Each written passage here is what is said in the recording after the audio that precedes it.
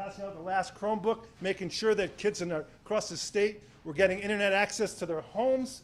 And Commissioner Miguel Cardona was there that day, and like the next day, he was announced as the possibly the next Secretary of Education. So my point is, when you come to Manchester, good things happen to people. So keep coming to Manchester. We really appreciate the support from the governor and the lieutenant governor during this COVID crisis. But we're here today to talk about and introduce the lieutenant governor, I believe is next, correct?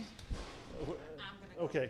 We're here just to talk about the governor and tomorrow, March 19th, and of course our restaurants. And as you can see here in Manchester, Keith done a wonderful job, and the rest of his colleagues in our town. Manchester's been great to our restaurants. We've done a lot of takeout. We're looking forward to getting back in the restaurant together, obviously with our masks on, staying 6 feet apart, and being socially distanced. We all have to remember that because we're going to get through this together. But the town of Manchester has been doing great. It's been great to be here with the governor, lieutenant governor through this battle the last year and their staff. And we look forward to getting back to normal someday. But we are really grateful for what the governor's done for us and what he's doing for our restaurants. And Keith, thank you. Thank you for what you do for our community and in the restaurant community. Thank you. So I'll turn it over. Thank you. Welcome, everyone. Thank you, Mayor. It's always great to be in Manchester, which is a second home to me, as you know. Glendolyn Thames, Deputy Commissioner of the Department of Economic and Community Development. We are joined here today, and our gracious host, Keith, founder and owner of the main pub, to really highlight, again, not only the tumultuous year that our small businesses have faced, particularly our restaurants, but really looking at the light at the end of the tunnel and all of the state and federal resources that are coming to bear have been alongside them as, again, we continue to navigate on the other side of this pandemic, particularly in anticipation of tomorrow when we are going to be loosening up and easing restrictions as we go into this, hopefully, last leg of the pandemic, if you will. So with that, I just wanted to, again, highlight state funding. To date, through the onset of the pandemic, the state has put more than $130 million out on the streets in support of our small businesses, with many of our restaurants taking advantage of that. And then coupled with that, the federal funding through the first and second rounds of the stimulus dollars through the Paycheck Protection Program, EIDL, and all the other kind of acronyms, but over $10 billion through the federal funding has come to Connecticut and our small businesses. And more recently, just in the last 2 months since the last round of the stimulus, we've already seen over $2 billion through over 30,000 loans of small businesses that have accessed PPP dollars in our state. And then on top of that, you have the rescue package that was just passed and is going through the reconciliation process, where there's more PPP on the table. They extended the deadline from the initial March 31st to May 31st. And also, which is huge for our restaurants, the $29 billion Restaurant Revitalization Fund. That is really grants oriented, so it's not loans. These are straight grants to help our restaurants with lost revenue, because again, we all know that they were struggling and the PPP had certain restrictions that they weren't able to use certain funds for. And so this revitalization fund is a huge boost and a major step to really get our businesses through this final leg. And again, now that we're loosening up and eliminating most of our capacity for most businesses, particularly our restaurants, while still maintaining face coverings, social distancing, spacing, and cleaning requirements. But again, we're here to really kind of just acknowledge this milestone and really keep at it and keep forward. So with that, we have some guests here with us today. The first one, we're going to have Scott Stilch, who's the Executive Director of the Connecticut Restaurant Association, who's really been working lock and step with our department throughout this pandemic, again, to make sure that we can keep our restaurants going throughout this pandemic. So, Scott? Thanks. Good morning, everybody. It's great to be here. It is just about a year. It was 2 days ago, as you guys know, was the darkest day of our industry with having to shut down. And reflecting on the year, as I've talked to a lot of you guys, as you guys know, it's been a challenging year without question for this industry. but you want to be hopeful and optimistic where we're going. And tomorrow is a great day. Tomorrow is a step in the right direction, continuing to tell the people of Connecticut that it is safe to dine inside.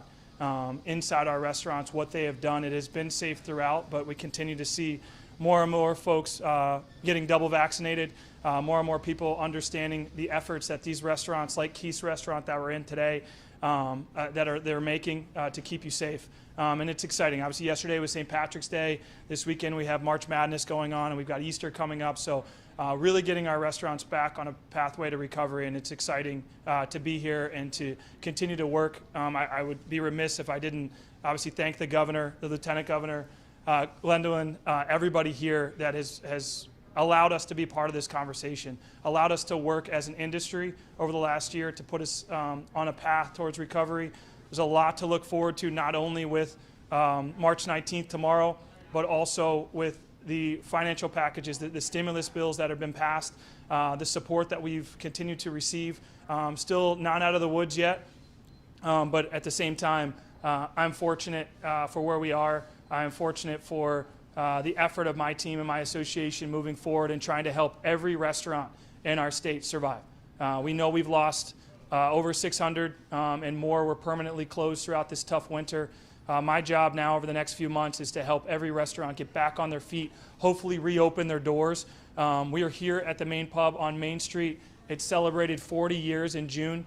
Knowing Keith so well and his dad, and what this place means to this community is a perfect example of what we're trying to do to come back as an industry. Come back stronger. I think the governor has brought that up before. So really appreciate being here today. I don't want to be too long on the mic. I really want to turn it over to two people who mean a lot to me. Obviously, Keith is going to talk a little bit, and then also Dan Miser, our chairman of the CRA, who has 4 restaurants in Mystic.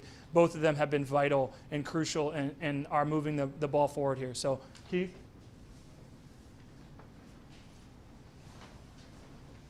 Thank you, Scott, and thank you for everybody being here today. It is an overwhelming feeling to, number one, have people in the room, and that was the feeling we had yesterday. With it being St. Patrick's Day yesterday, it marked basically a full year of the time when the lockdown had begun for our businesses. And for me, reminiscing on that yesterday when I had a staff that was cooking food and guests out here seating and eating and drinking, a year ago I had just had to lay off 40 people. And it was just going to be myself, my manager, and a cook. That was all that was left. We were going to try to take takeout and see what we could do and keep the doors open. That was always the number one goal, keep the doors open so that we could get through the 2 weeks to flatten the curve and be able to bring our employees back and get back to operate and do the things we do. They didn't take place, and 3 of us busted out a bunch of to-go and tried to move through all the corned beef we had bought because we knew we weren't going to be able to use all of it. We wanted to prevent as much from possible being put back in the freezer. But after that, working yesterday and sitting down with a few of my staff, was probably the first time that I actually felt like I just sat down and thought about what this year was like and the fact that how we've come so far. And to be here and still be open and have the opportunity to have guests in here smiling and laughing and listening to Irish music and my staff, experiencing a hard work day, all that was great. When the pandemic first hit, my feeling always was, probably like most sole proprietors in this industry, we're hardworking people. We work hard. It's what we do. It's the nature of this business. We have no other choice. And if it was only going to take hard work to get through this, well then, in my opinion, the virus messed with the wrong people, because we will persevere. And unfortunately, not all of us were able to get to that point. But there are most of us in this state that did get this far with the help of those behind me. But honestly, the sacrifices fell upon the employees. My employees who had to be laid off, that didn't know where their next paycheck was coming from, calling, asking, hey, you got a few hours here and there to help me out. That was the toughest part. And in the sacrifices that our families made, I know that, I can't thank my wife enough for raising my 2 children this year, basically by herself, because I had to be here every single day. It's just been a very difficult year. And so I give credit to my staff and the families of all our restaurateurs that have had to persevere through this as well. Could not have gotten this far, absolutely, though, without the help, like I said before, first and foremost, of Scott Dolch and the Restaurant Association. From day one, the association was a very useful tool to all our restaurateurs. Scott got on conference calls every single morning, and I'd pull in this parking lot, and I'd stare out into an empty lot and knew it was going to be empty for the foreseeable future and didn't know where my future led. But People, my peers, like Dan and others in the Restaurant Association, we talked about it every day. It's kind of a misery loves comforting moment. And it was very important for us to lean on each other. And the information that flew and came forward was fast and rapid at times, especially when it came to programs and assistance that were out there. And I spoke to other business people that in other different trades that were blown away by the amount of information that I had of things that they could get assistance with and help with, whether it be at the federal level or at the state level. So I want to thank Scott.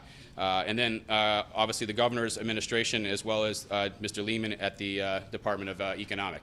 The relationship that Scott and the Restaurant Association gained with those people was a lifeline, unlike any others. They fought for us at the Capitol, you know, and the governor, sir, you were phenomenal in regards to, you know, when other areas maybe were rolling back, you know, you stood strong and felt like this was what needed to be done to keep these doors open, and I thank you for that, because honestly, I feel like as Connecticut, we did a phenomenal job getting through this. We're not done yet, but I mean, I think we're definitely a model to be looked at. Obviously, the usage of the state grants, I was fortunate enough as a small business to receive 2 of those grants. I can't tell you, you know, that helped me pay taxes. That helped me pay some bills that were starting to climb up. I don't know where we'd be without those things. And then we were very fortunate to be a recipient of the 2 PPP program monies as well. With having, we were fortunate enough to have a patio that was already constructed. And that really gave us an opportunity to stay in business over this year. I'll be honest, if we didn't have the patio and the ability to have outside dining come May 20th, I say often I don't think we'd be here still. But today and tomorrow, again, is another step in the right direction to making this restaurant industry whole, keeping my place afloat, keeping my people employed, and the other restaurateurs in this state employed. And we've done nothing but take small little steps, with the exception of rolling back in October to 2.1. The governor and his team and the state, we really stayed on a path to not take any more step backward. It was always, it might have been a small step, but it was always, you know, we're moving in the right direction, and tomorrow is another step in that. And to letting, you know, and I think that also helps with the consumer confidence and letting guests know that, you know, we have done this well. You look around you, not only my places, but places in the state. We've done a Herculean job of trying to keep our customers' feelings that they're in a safe environment and that we can operate this and we can do this correctly. Like I said, it's exciting to feel like there's a light at the end of the tunnel, and it might not be a freight train this time, because there's been many parts of the year where that literally was 1 step forward and 4 steps backwards. And so it's really, really great to have you all here today, and I look forward to having more and more people come through our doors and feel safe, and not just obviously not for this restaurant, for all restaurants in this community and all across the state. And like I said, we couldn't be here without, it took an army of people to get to this point, and majority of those people are right behind me. So I thank all these people very much for what they've done, and I thank for the public for supporting us. You know, and actually, I don't want to leave here without saying, the community in this, I saw people 5-6 times a week just come take out. I know there's no way they were eating all that food. I had one of my #1 customers been coming here for 40 years. He came in one day and bought $2,000 worth of gift cards. A month ago, he brought them back and threw them back at me. He goes, I just want to let you know I never use these, throw these out. You know, like, this is what happened. This was the support. You know, people want to see people succeed, and it's been an overwhelming experience, but one that I'll never forget, obviously, and one that hopefully makes us all better for it. So I really do appreciate your time here today. Thank you very much. Dan? Thank you, Keith. Good morning. My name is Dan Miser from the 85th Day Food Community down in Mystic, Connecticut. We have 4 restaurants: Oyster Club, Engine Room, Grass and Bone, and Nana's, as well as our partner farm, Stone Acres. 1 year ago this week, you know, that 500-year flood hit our industry. And that pandemic, that 500-year flood, was something that there was no playbook for. We had no idea what the future held, and we had no real plan in place. What the process quickly became for us was 3 things. It was about creativity, it was about survival, and it was about leadership. And, you know, the creativity piece, it was so humbling and so inspiring to see restaurant owners and their staffs across this state figuring out ways to make it happen. And that creativity was all in hopes of the second thing I said, which was survival. Early on in the pandemic, I was on a phone call with a good friend of mine who owns several restaurants in New York City. And while I thought I had it bad in Mystic, in terms of what we were going through. When I spoke to him and I heard about what was happening in New York City, which is not that much different than what happened in the urban areas here in Connecticut, in the downtown restaurants of Hartford and New Haven and New London. I had a lot to be thankful for, and it inspired myself and my team to do whatever it took to survive. And he said to me, if you can just hang on, Dan, if you can hang on, if you can get to the other side of this, if you can get to the end of that proverbial tunnel that we all talk about, you're going to be okay. And so then we got to get into the topic of leadership. And the leadership at the Connecticut Restaurant Association with Scott Dolch at our head, our board of directors, and the folks that we worked with on a daily basis. To sum up what Keith said, it was a Herculean task. The job that they had, the job that Scott had, the job that Scott and his team had, was an extraordinary lift to try to figure out how to take one of the largest industries in the state of Connecticut, one of the largest single employers in the state of Connecticut, and a business model that operates solely on welcoming people into a space and hospitality. And we quickly find out that's the one thing we cannot do, right? That is the very thing that spreads this virus. So we were in a position that was daunting, to say the least. But because of the partnerships we had with Governor Lamont and his administration, specifically with Commissioner Lehman at DECD, I will tell you, in the early days of this pandemic, I think my wife thought there was something going on with the commissioner and I, because we'd be on the phone all day, all night, texting, and she's like, "Who is this guy?" You know, I was fortunate enough and honored to serve on the governor's Reopen Advisory Board. That was the business advisory board, where there was a group of folks from the business community across the state, representing a wide range of industries. And it was our job, under the leadership of the commissioner, to put together a plan on how to reopen Connecticut's economy. And that information was sent up the flagpole to the governor, who weighed that with all the extraordinary public health data that he was getting on a daily basis. And I'd say the outcome, the long game for Connecticut, is something that we all have a lot to be proud of. There were times where there were a lot of disagreements, and there were times when we felt that the restrictions were a little too tough. But I will say this, now that I've had a year to reflect on what the challenge was initially, the process over the last year, and where we're at now, we have so much to be proud of and so much to be thankful for. There's no question there's been folks that have been lost along the way. You know, it's we all heard the number in the fall of 600 Connecticut restaurants that were closed forever. That number probably creeped up closer to 800 to 1,000 as we got, you know, close to the holiday season and past. But for those that have survived, with the help of the state grants, with the help of the federal PPP dollars, with the extraordinary support of the communities that these restaurants represent the backbone of small business in, you know, we made it. And while we still have a long road ahead, and there's still so much work yet to be done, the good news is that light at the end of that proverbial tunnel, we can see it. And tomorrow's a big day in that process, to be able to reach a point in Connecticut's restaurant industry where capacity restrictions are being lifted, is something that, you know, 6 months ago, 8 months ago, I'm not sure when that day was going to come. So I'm so thankful that it's here tomorrow. So thank you so much for being here and covering this. Thank you, Governor Lamont, to you and your team. Thank you, Scott, to the extraordinary work of the leadership of the Connecticut Restaurant Association. So Lieutenant Governor Weissowitz. Yep.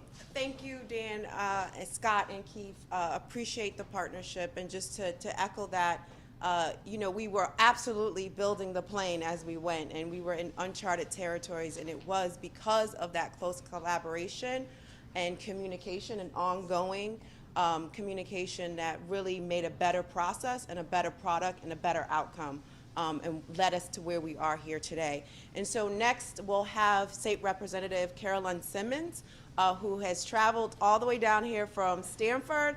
So we appreciate her joining us, but she is the co-chair of the legislature's Commerce Committee. And she was, again, a partner in this lock and step in supporting us and enabling our department to do all that we could for our small businesses in our restaurant industry. So Caroline. Good morning, everyone. Thank you so much for being here today. Honored to get to join for this important press conference. I want to thank Keith for hosting us at this wonderful pub. I did drive up from Stanford. I heard there was going to be a press conference at a pub, and I thought that sounds fun. So thank you for bringing us all together. I think this is a great preview of what's to come tomorrow when our restaurants can open at full capacity. And just want to say so grateful to restaurant owners like Keith, for Scott and Dan for all their devotion and the sacrifices they've made during this difficult year, and to get to this point where we are. And that's right. Cue the music. Yeah, that's right. And secondly, we'll get the fun started. So secondly, I want to say thank you to Governor Lamont, Lieutenant Governor Beiswitz. I want to say thank you to Deputy Commissioner Thames for their tremendous leadership over the past year, keeping our state safe, and for all that they've done to support our small businesses and in particular our restaurants. From the DCD bridge loan program to all of the low interest loan programs, to getting our PPP loans out to our small businesses, to enacting sales tax relief and rental and mortgage relief. They've been tirelessly devoted to our small businesses in Connecticut and have helped them weather this storm over the past year. So thank you so much to your leadership and for helping keep our state safe. And then finally, I just want to say thank you so much to all of the small business owners and restaurant owners across our state for your sacrifices that you've made. At no fault of your own, you were forced to shut down, and you made enormous sacrifices to keep your customers safe, to keep your employees safe, and you had just such resilience and devotion to your restaurants and communities throughout this time. Everything from delivering food to those in need, to doing everything you can to keep your employees on payroll, to keeping your doors open, to getting creative with takeout and delivery. You've had to make enormous sacrifices. Thank you so much for all you do for our state. You really are, the lifeblood and the heart and soul of our local communities, and we can't wait to get to enjoy your establishments at a full capacity starting tomorrow. I encourage everyone to get out there and start supporting your restaurants tomorrow. So thank you so much, everyone. Thank you. And our last two speakers need no introduction, but we'll have the Lieutenant Governor and then Governor Lamont come up and speak. But I just wanted to acknowledge both of them for their leadership, because without their collective leadership and all of the executive orders that enabled all of us, including ECD, to be very nimble, pragmatic, and be able to respond quickly and efficiently throughout this crisis to support our economy and our residents, would not have been possible without their leadership. So, Lieutenant Governor. Thank you. Thank you so much, Madam Deputy. Good morning, everyone. Thank you so much for coming.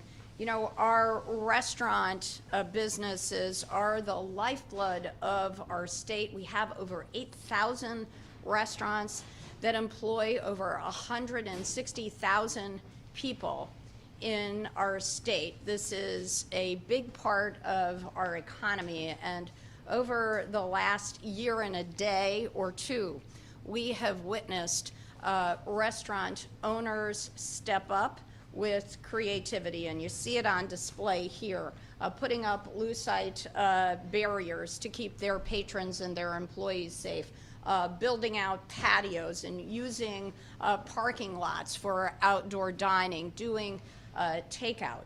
And at the same time we saw this creativity, we saw this incredible generosity of people in every community across the state. They wanted to keep their main streets vibrant. They wanted to support the restaurants they loved and were hoping they'd still be here after the pandemic. So we thank people of Connecticut for their incredible generosity. Keith told a great story about the man who came forward and bought $2,000 worth of gift cards that he never used. I want to mention another example of that generosity, and that was the Connecticut Restaurant Relief Fund. There were 100 of the hardest hit restaurants across our state that got $5,000 grants from that fund. And also, the federal government was a help in a big way with the SBA, PPP, and EIDL loans. My message to small businesses, those PPP loans are still available. They're not gone. Please apply. There are banks that still want to help you get those. If you've gotten one round, you can still get another. Please apply for those. The restaurant business has just been through so many challenges, and a lot of those small business owners of restaurants were women. We're in a she session. A lot of the employees of restaurants are women. So I wanted to mention another program that our Women's Business Development Council and our DECD work together on. Fran Pastore, the CEO of the WBDC, and I went out to the private sector and raised over $500,000, which the DECD matched dollar for dollar. Thank you, Glenn and Commissioner Lamont, for that generosity, because those equity match grants, and again, they're grants, not loans, are specifically for women and minority-owned businesses. Many restaurant owners and food service operators have gotten those, and those are still available. So please apply. They go from $2,500 to $10,000 grants. So we want everyone across the state to know that those are still available. And our administration has been very proud to work with the Restaurant Industry Association. They have been fierce advocates, and we've been very proud to collaborate with them. And we want the people of Connecticut to know how important they are to our economy, and hope that starting tomorrow, people continue to support restaurants, not just by curbside pickup and takeout, but also by coming in and enjoying beautiful restaurants like this one. And with that, I give you our wonderful governor, Ned Lamont. Hey Keith, would you crank up the music again, man? Don't you remember how much you missed that? That's what I was thinking. I really missed that, and it is, to me, it's just a reminder of what restaurants mean. I mean, it's a great place for good food and companionship, and it also brings our towns to life. And do you remember a year ago when everything closed down? Do you remember how quiet it was? Do you remember how quiet it was? I mean, no planes flying overhead. There was no music. There was no bustle in and out. And to me, it's just a reminder of what tomorrow means, that a year later, we're back at 100%. And we're back at 100% for a couple of good reasons, not the least of which is Scott and Dan and the restaurant folks. It was tough. You know, you're right. We went back and forth. We went back and forth a lot in terms of what we had to do. But together we realized we had to do everything we could to build people's confidence. So they wanted to come back to the restaurants. They wanted to come back to eating indoors. And that's why you see the plexiglass and the incredible things that our restaurateurs did to make you feel safe. And that's how you get the state back and going again. That's how we get our restaurants going again. You heard a lot about the money. There's a lot of money thanks to John Larson and the congressional delegation. If you ever want to know how much it is, multiply it by 1%, because we haven't gotten our allocations yet. But generally speaking, if it's $28 billion, that means about 280 for us.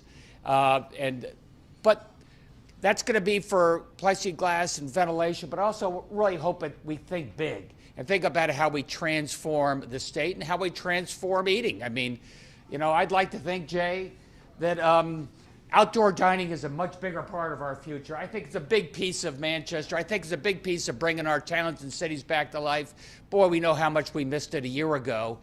And we got to think about how we build on that and grow on that. We're providing, with this federal money, free Wi-Fi in downtown areas. So think about what that does to bring our towns and cities back to life, so that everybody realizes what makes Connecticut such an incredibly special place. So, tomorrow's a big day. I think we've earned it as a state. I know the restaurants have earned it, and I urge each and every one of you, be cautious. We're still wearing the masks. We still have the plexiglass. We still have distancing. But come back and support your local restaurants. They were there supporting you a year ago in terms of pickup, delivering the shut-ins, making sure that folks who couldn't get food had access. And here's our chance to say thanks for everything you've done and what that means to our cities and towns in the state of Connecticut. Thank you. That concludes our speaking program, so I will open it up for questions. Maybe some of the restaurant owners or Scott come up and explain to us, how long do you think it's going to take for this industry to rebound? And obviously, you're not getting everything you want. You're still dealing with an 11 o'clock or some of the other issues that Yeah, you've raised. Paul, as I've talked with the folks of the National Restaurant Association and my counterparts across the country, we know this is a long road to recovery. This is a great day and where we're going tomorrow. There's still other restrictions that we'll continue to talk about that I know people, our restaurateurs listening in, you mentioned. We hope to get there soon. It's great to see the vaccination numbers continue to rise, and we love seeing the hospitalization numbers continue to subside. So, but recovery, to your question, Paul, we've heard it could take anywhere between 3 to 4 to 5 years to a full recovery. We hope it's faster than that. I think the biggest piece to make everyone understand, and why, to the Lieutenant Governor and the Governor's point about coming out, it's been 12 months of struggle. It's been months of shutdown. It's been, capacity limitations, consumer confidence down, no outdoor dining in New England for about 5 months, as you guys know, unless you had an igloo or a greenhouse. So realistically, there's a lot of debt that's been carried. Obviously, some of these stimulus packages are going to help.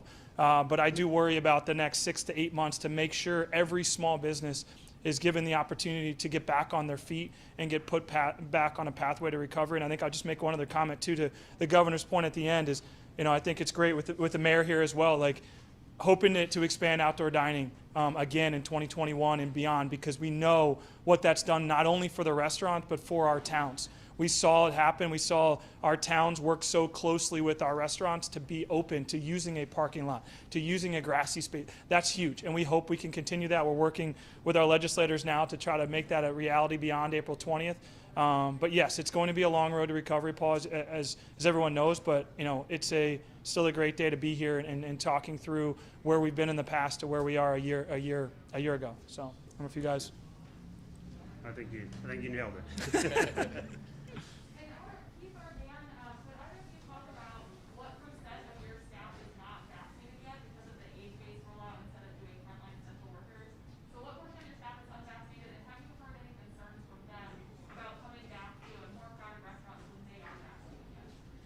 Sure. As you probably know, Connecticut's restaurant teams are made up of generally a younger age population.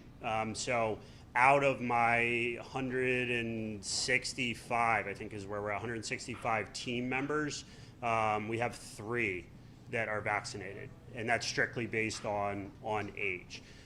In terms of hesitation coming back to work, I think one of the things that we did really well in the early days here in Connecticut was implement these very strict but important standards and mandates of social distancing, masks, sanitation, temperature checks for our staffs. And we've done a really good job within our restaurants of sticking to that, requiring that cooperation from our guests and from our teams. So because of that, there's a comfort level from our teams. They're all back in the restaurants, and they've been through months and months and months of indoor dining safely. So that comfort level is there. Yeah, I would very much echo Dan's comments in regards to majority of our staff would be on the younger age side. So I would say that I don't think we have a single employee that's been vaccinated yet due to that. But much the same regards that from day one we took it very seriously in regards to health checks, temperature, sanitation, distancing, mask wearing, cleanliness. It was my responsibility to make sure that that was always being done, so that number one, everyone was safe, but obviously it creates some environment where there was confidence for them to come to work and feel like they could do so. And so today, we monitor them, we make sure they keep communicating with us in regards to the environments they're coming from, where they've been, and in any circumstances where we feel like there might be a concern, we get on that right away. I don't have anywhere close to the size staff as Dan does. We've probably only got about 30 people currently working for us. But the answer to that question would be that I don't think I can tell you that I have one currently that's been vaccinated. And what's your expectation regarding public confidence? Because that's something the governor has often spoke about.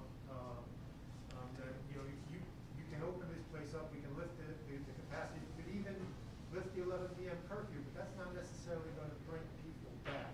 So what's your expectations about the level of people's comfort with going out, and do you expect to see a big rush at the beginning of the folks who are more comfortable going out, and then sort of things subsiding?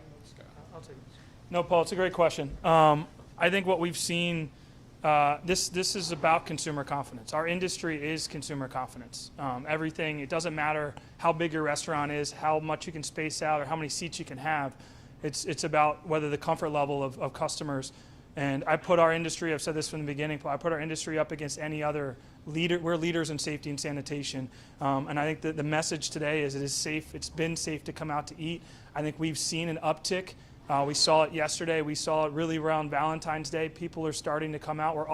I get calls every night of people in their 60s and 70s that haven't been out in a year, that are regulars at restaurants, that they come out. And the owners are calling me just to tell me that story. I didn't know if they were okay. I haven't heard from them in a year. They used to come 3 times a week.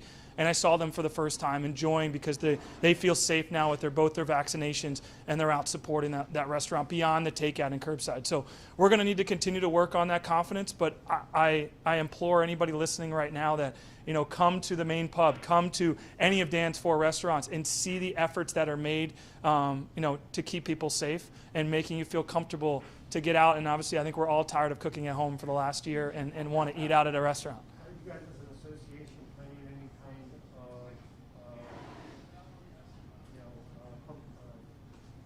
of a campaign, a media campaign, sort of to build up confidence? Yeah. I don't know if you're in a position. No, Paul. I think we've continued that for the last few months. I know we had the Save CT restaurants, but now it's really going to be about highlighting our incredible industry. I think that we need people. I think people are realizing, and that's the one thing that was the message point throughout this conversation, is the community. Well, you got to look at the silver lining of this pandemic.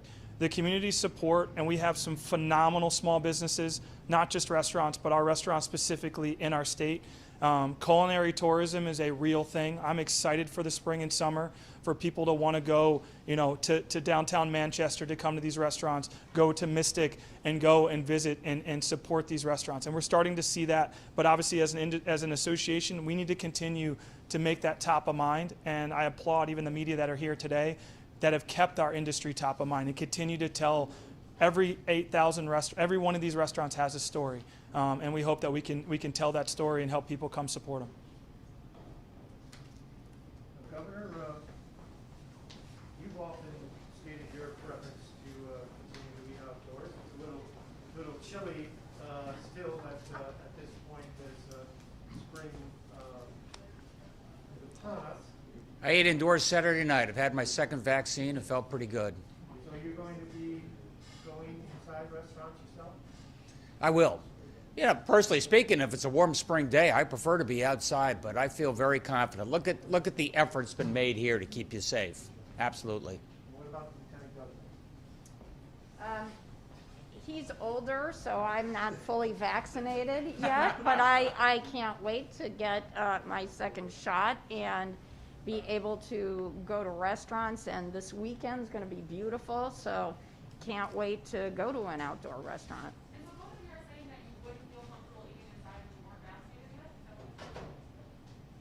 No, but that's why I went in Saturday night. Felt great. Uh, I haven't eaten at a restaurant inside, but I do support my local restaurants by ordering takeout. So that's what I've been doing, and can't wait to be fully vaccinated, so, along with my husband, so we can enjoy indoor dining and outdoor dining. Either of you could talk to, obviously we just heard that there are a large number of staff members who aren't vaccinated yet and will be inside the restaurants. Can you talk a little bit about that? Because it sounds like everyone of you would be super comfortable inside without a vaccination, but we're talking about thousands of people who will be. Well, so the good news is that on April 5th, everybody is, regardless of age, 16 and up, can start booking vaccination appointments, and we're leading the whole country in terms of getting vaccinations into people's arms. And also by May, we'll have more vaccinations, hopefully, than people who want them. So we are very soon getting to the point that we're going to be able to meet the huge demand that is out there. I don't know if you want to add anything. I hear you on that, but the reopening is tomorrow. I got it, and we're doing it as fast as we possibly Yeah, can. 45 and above is tomorrow. But one of the things I heard over the course of the last 6 months when it came to younger workers is many of them lived in multi-generational housing. Many of them lived with a mom or a grandfather, and they really worried about coming back and the potential of infecting somebody in the greater family. We found a lot of that. So you keep asking, why did we prioritize on age? It was public health. Keep grandma and that mother safe who may be living in that same house with maybe somebody's working here in that kitchen.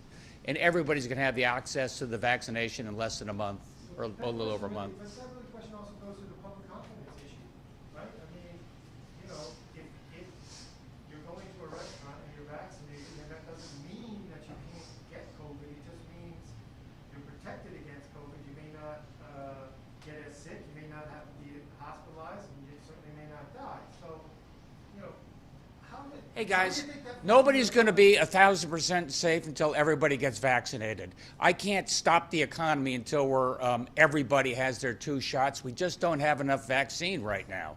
What we're doing is making sure that every vaccine we get is a shot in the arm based on public health, bring down the infection rate.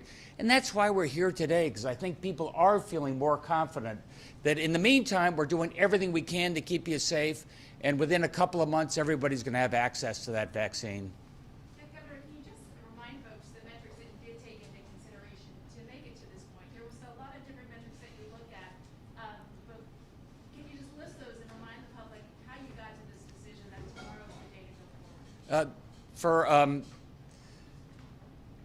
You know, 6 months ago, I spent a lot of time on the positivity rate because I thought it was a indicator of what was going on in terms of a community spread.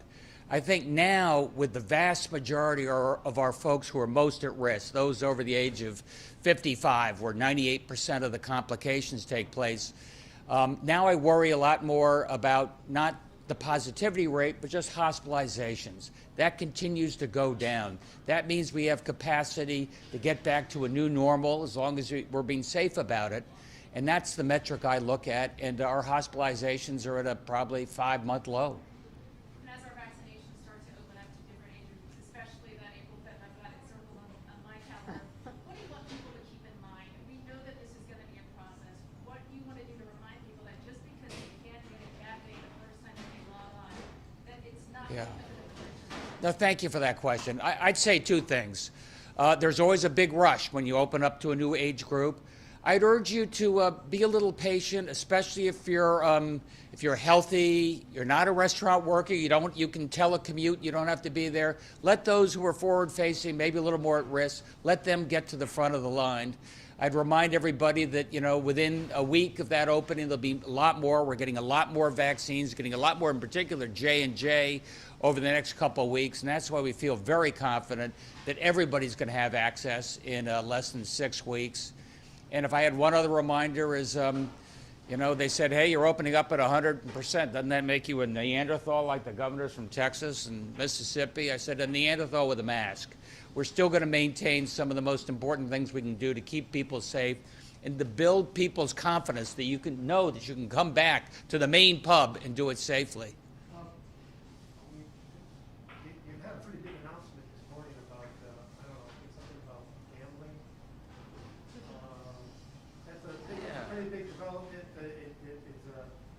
You guys are free. You don't have to listen to all this stuff if you want. I can go on forever. But, You know, just, well, could you sort of frame this moment for us? yeah, I can frame the moment. I mean, Len's boss, David Lamont, and Melissa have been taking the lead in negotiations with the tribal chairman. As you know, Paul, it's gone on for many, many years. I think of all the things, the many things we've learned after a year of COVID is more and more the world is going virtual, and what that means. And what that means in terms of gambling. I mean, right now we have the old mechanical slot machines and some amazing casinos and people going back there. But I think more and more you're going to see iGaming, iLottery, sports betting that's online, fantasy sports. And there are a lot of moving pieces. And thanks to really constructive negotiations with the state as well as the tribal chairman, I think we have reached a good agreement. An agreement that allows the tribes to grow and prosper in terms of, iCasino games. It allows the iLottery, led by Rob Simmelclair, to continue to expand that.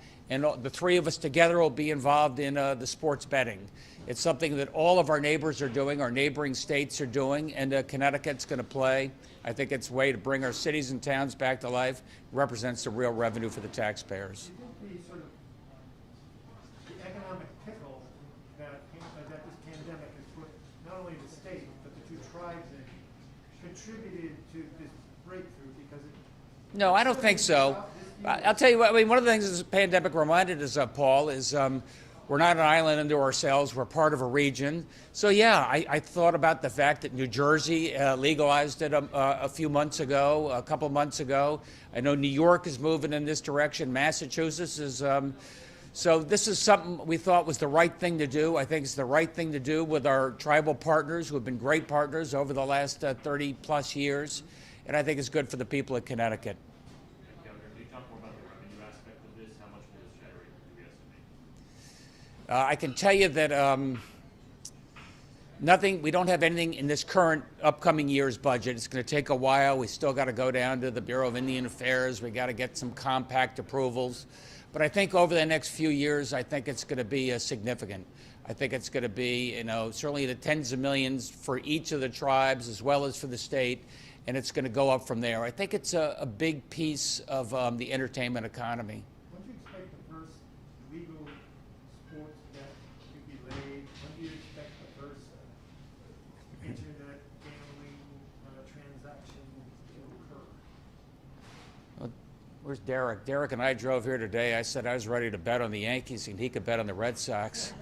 But I think it's going to take a little longer than that because we have a variety of approvals we need.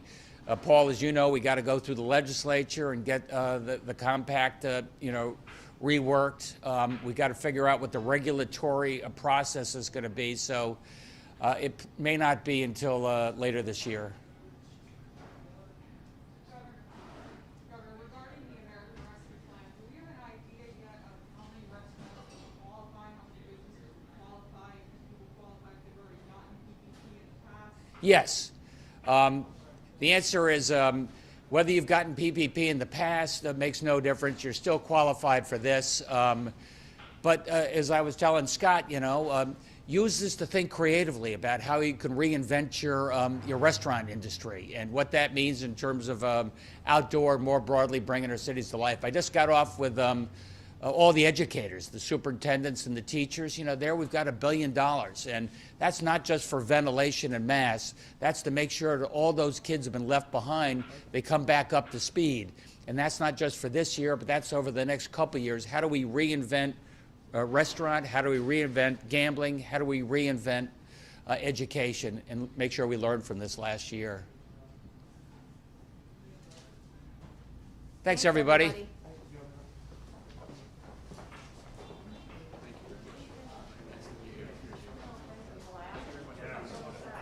I'll be back.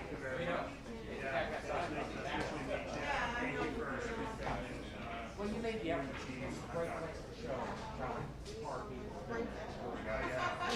Otherwise, people would be able to find out some of that. Appreciate it, Scott. That's not pretty good. You're right. spent some time together. We can't wait to celebrate dinner. My wives are the ones